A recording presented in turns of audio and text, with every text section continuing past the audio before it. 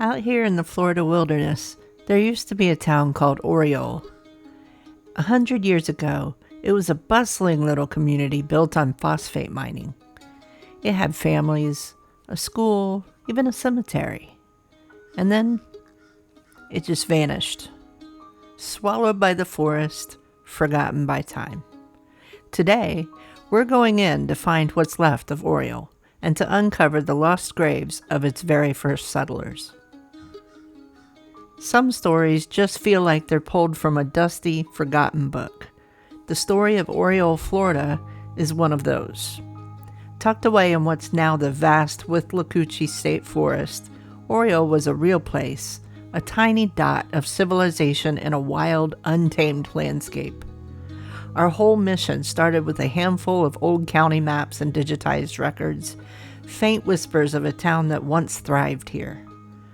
The records pointed to a settlement founded around 1884, first by homesteaders like the Clarkson and Giddens families who carved out farms and orange groves.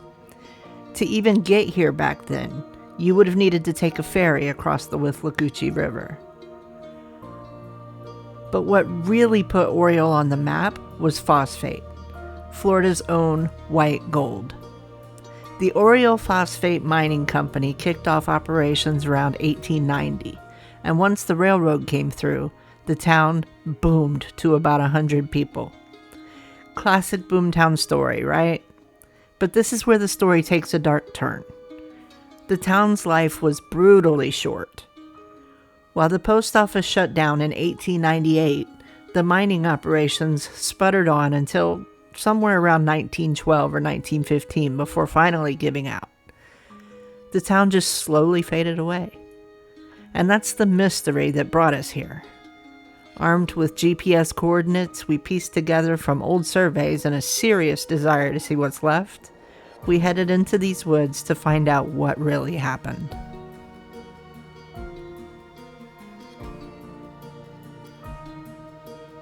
The hike is humbling, right from the start. You can feel just how remote this place is. The air is thick, and what they call a path is more like a vague suggestion. Every step is a battle with saw palmettos and thick, hanging vines. It's easy to see how an entire town could get erased out here. This isn't a park. It's a wilderness, and it feels like it's actively trying to push you out. We're following what we think is an old tramway bed.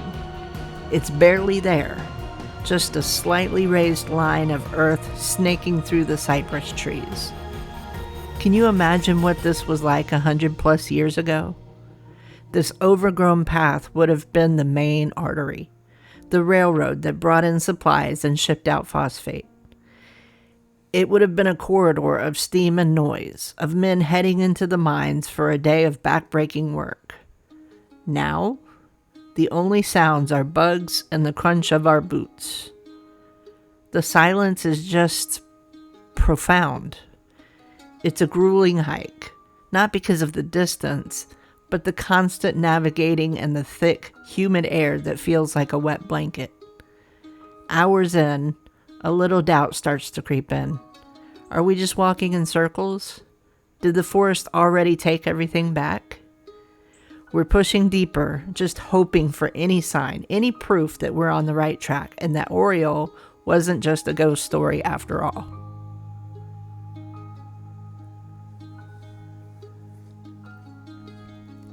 After another hour of wrestling with the undergrowth, something catches my eye.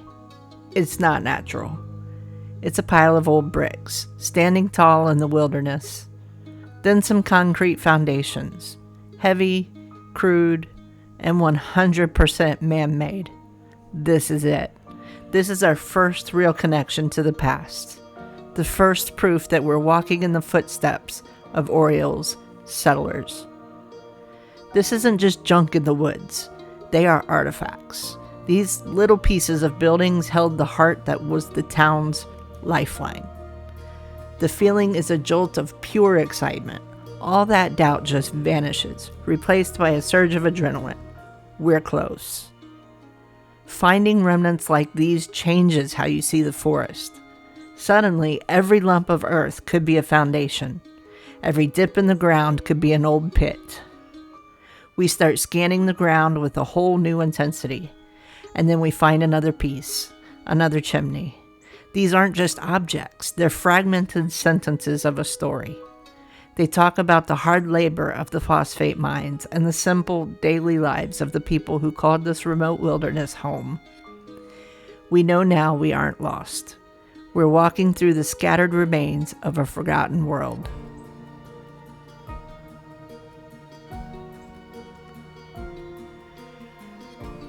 We keep following the faint line of the old railroad, and then the forest just opens up into a clearing that feels different. The ground is unnaturally flat in some spots and carved out in others. We found it. This is the site of Oriole, and the feeling, it's just wow. It's quiet, almost reverent. As our eyes adjust, more of the town emerges from the green. A line of concrete pilings marching in a perfect row. The foundations of a building, maybe the company store or a boarding house. Over there, a single crumbling chimney stack stands like a tombstone, the heart of a home where a family once huddled for warmth. The overgrowth path we're on? This might have been Main Street, bustling with miners and their families. You can almost hear the echoes. We're walking through a town that nature has almost completely digested. The history here isn't on plaques. It's written in the displaced earth and scattered bricks. This was a place built on ambition, on the promise of Florida's white gold, where families from as far as Maine and Georgia came to chase a new life. And then it all fell apart. Hey, if you're enjoying this trip back in time and you think these stories need to be told, do me a favor and subscribe. It tells me you want more adventures like this one, and it helps make sure these forgotten places aren't lost forever. Historical records mentioned one last poignant piece of Oriole that might still be out here: the cemetery. Also known as the Giddens Homestead Cemetery, local tradition calls it the third oldest in Hernando County. Finding it feels like the true reason we came. Using old records as a guide, we start searching the woods south of the main town site. And then we see it. A simple, wrought iron gate, almost completely swallowed by overgrown bushes. Stepping into that cemetery is like stepping into another world. The air gets still. The ground is uneven, dotted with weathered headstones tilting at solemn angles. This is the final, heartbreaking proof of the town of Oriole. The dates on the stones tell the story of the town's tragic decline. So many are infants and young children. We find the grave of little Joe, who passed away in 1888, and another for a child born in 1896 who died just 3 years later. These aren't just names. They represent an unimaginable loss for families trying to survive in this isolated place. The history gives us the clues. First, the great freezes of 1894 and 1895 wiped out the orange groves and crops the settlers relied on. Soon after, a devastating influenza outbreak swept through the community, claiming many lives, especially the young. It was a brutal 1-2 punch.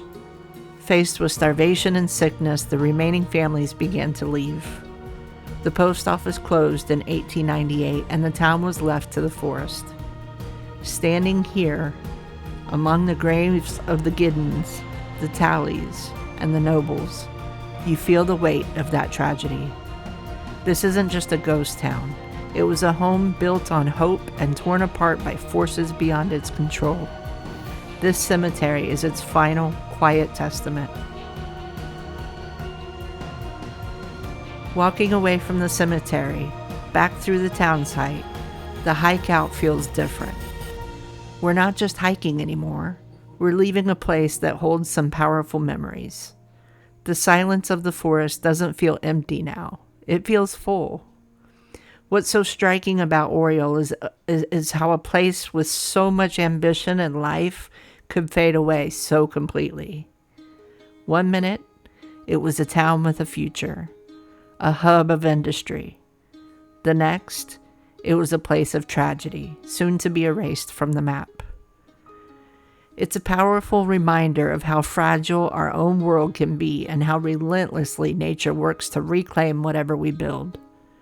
It also makes you appreciate the leave no trace ethos more than ever.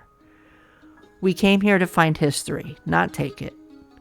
Sites like this are irreplaceable, and it's a privilege to walk through them.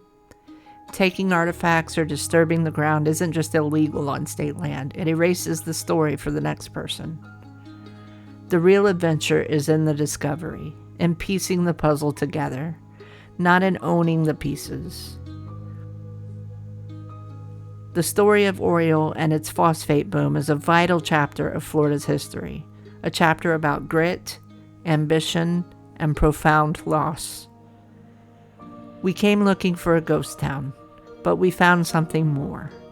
We found the story of the families who bet everything on this remote patch of wilderness, who built a community with their bare hands, and who faced hardships we can barely imagine. Can you imagine it? The triumphs, the struggles, the heartbreak. It's all still here, if you just know where to look. Some places might vanish from the maps, but as long as their stories can be told, they're never really gone. Thanks for joining us on this search for Oriole. If you want to see more forgotten history, click on the video on your screen. And as always, subscribe for the next adventure.